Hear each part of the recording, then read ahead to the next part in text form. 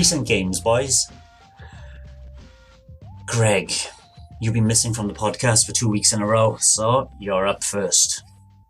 Yeah, and I've actually been playing quite a few things. There's a few games I could talk about, but obviously Tobias Bjarnaby of Highbit Studios was kind enough to to hit me up with a review code for 1980X on the Nintendo Switch, which of course was out on Friday there.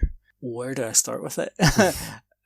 You've both seen it. I think you, Nick, you said you sort of had to mention it the other day that it was coming out, because I'd actually seen it a few months ago and thought, that looks like something I could really be interested in, because it's got this really cool sort of 80s theme, obviously, as you can imagine with the title. But the style of it, and the music and all, just it looks really nice, and there's different styles of games all in one here. And you just happened to mention that it was coming out. I was like, oh, alright, yeah, we have to see about getting a review code for that, and obviously we did. So basically the game it's about an hour to an hour and a half long. So it is a short one. Mm-hmm. But like I say, it sort of comprises 5 games, and there's sort of a wee bit of a story sort of intertwined between, but it's not overly deep or anything. It's basically this girl called Kid, and it seems like it's almost like her life's boring or whatever, and it's going down to this arcade, an escape, and she's transported into all these different worlds by just basically the power of video games. Really, it's just absorbing these worlds, and it's just a break from real life, kind of. There's probably a wee bit more to the story than that, and I'm not really explaining it very well, but 5 games. You start off, the first game is Beating Heart, which is a Streets of Rage type of game. I saw some screenshots from that one, yeah. It looks pretty cool. It's very short. It's probably the shortest game out of the 5. It's I wouldn't even say it's a full level of if either of you have played Streets of Rage or even a Final Fight or something. Yeah. I wouldn't even say it takes a full level. It's maybe only about half of a level. Oh. The music is fantastic. The gameplay is good, but it's not overly deep. There's not that many moves. You can punch, kick, throw, and you can do a special, sort of a whirlwind kick sort of thing, and that's it. And there isn't that much variety in the enemies. There's the sort of ones it sort of mimics ones you would see in Streets of Rage, R Signal and all those ones, and but there's no boss fight at the end of it or anything. It's just once you get to the end of that bit, the camera sort of pans up and it sort of leads you into a wee bit more of the sort of the story, and then it shows the girl Kid going sort of taking a downer, finding this arcade, and then sort of leads you into the next game, which is Out of the Void, which is a 2D shooter, from left to right. R-type style. Yep, and actually, it's probably my favourite game out of the 5. It plays really well. I actually found there's a wee bit of a challenge in it, because you have 3 lives or whatever, and I managed to die a few times, even though it's not overly long. Again, it's probably only about 10 minutes maybe maximum to get from the start of it to the end of it, but there is sort of boss fights and all in that one. But it plays really well. Again, the music is really good in it, especially whenever it sort of kicks in a bit. It's very good. So you play through that, and then the next one is probably the biggest disappointment in the game, because before I played it, I sort of I knew what games was in it, and I seen there's a racing game sort of Outrun, sort of Top Gear sort of style of game.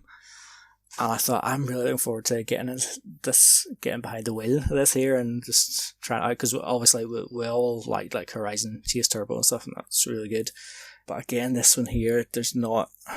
I think it's because the games are so short, there's not enough variety. But the problem with this game is the racing is it's so slow that there's. I saw a video. It's horrendously slow. Yeah. Yeah, I kind of thought it might get faster the further you go or something, but it's so slow that there's absolutely no challenge in it. So in a way, there's 2 stages to the racing bit, with a series of checkpoints through it. But the second stage isn't really a stage at all. It's more I don't know if you've played any games with they're effectively interactive cutscenes, really. It's like you maybe like your character's on the phone or something, you know, and you're just having to walk around until the conversation's finished. It's kind of like that. You're just driving along. There's nothing really happening for, I think it's between 3 and 4 minutes. You're just driving along, and the like kids narrating her story a bit. You just get to a point where the time runs out, and it's just all right. It's like I kind of see where they're going with like trying to say, oh, that's it over, so she'd be going back home to like back to real life or whatever.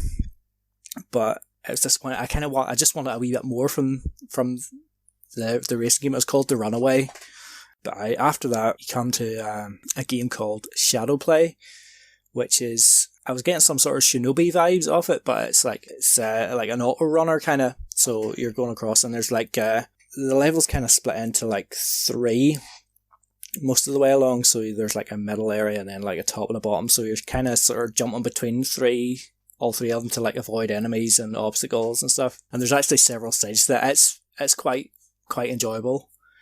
Difficult enough in places, like if it might take you a couple of times just to figure out what like the enemies are gonna do, so you have time to react and stuff. But after you get used to what everything does, and then you can fly through the levels just fine. And then the last game is Kill Screen, and it's the one I expected to like the least, and probably it's not bad, but it's basically like a turn-based RPG sort of thing.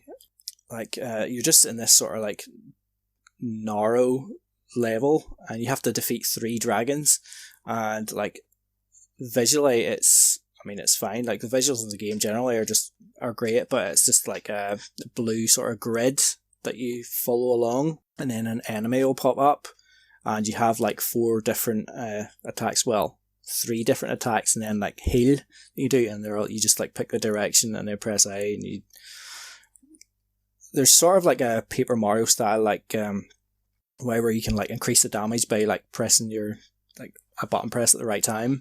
So that's good, but you'll like fight through a few enemies and go along, and you'll have your map up in the top left of the screen, so you can see where you've got to, and you can see the dots where the dragons are. So you'll defeat a few enemies, and you can only use heal like once or twice, I think it's once just actually, and like your character levels up as you progress. So you'll defeat a few enemies, and then you'll probably come to an enemy where you don't have any heal left, and they're gonna kill you, like you can't really do anything. So you sort of go back to the start, but your character stays leveled up, and your map's still sort of filled out, so you can go back and like eventually you go through it a few times, and you'll get to the dragon, you'll defeat the dragon, you do that 3 times, and then you'll come to like the final boss of the game. And I'll not really spoil that, but I think it's trying to like convey some sort of message or something, but it didn't really overly resonate with me. It's sort of like a wee bit of a disappointing end to the game, but overall, like musically, fantastic. I think it is worth playing, like to experience it, like at least once. Like I've been through it a couple of times now, actually, because it is quite short. But yeah, I think they sort of advertise it as like a part 1 of like there's maybe more to come, and I would be interested in seeing what more there is to come. But each of the games individually in it, it's just like a wee taste or something, and I constantly felt like I just wanted a wee bit more from each of them.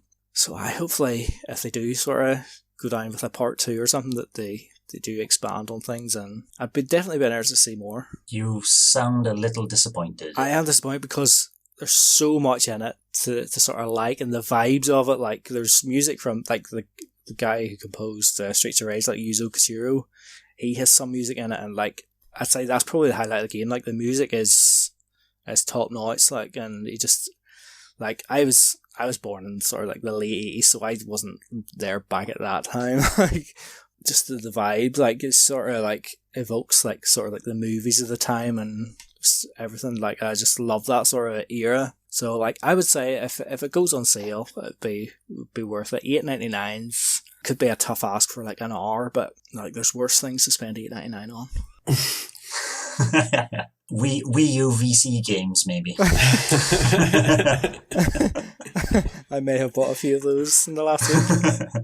I was very interested in this 1980X as well, and so was Nick. And yeah, it sounds like one for a future sale. Maybe not even half price sale, maybe an 80% sale.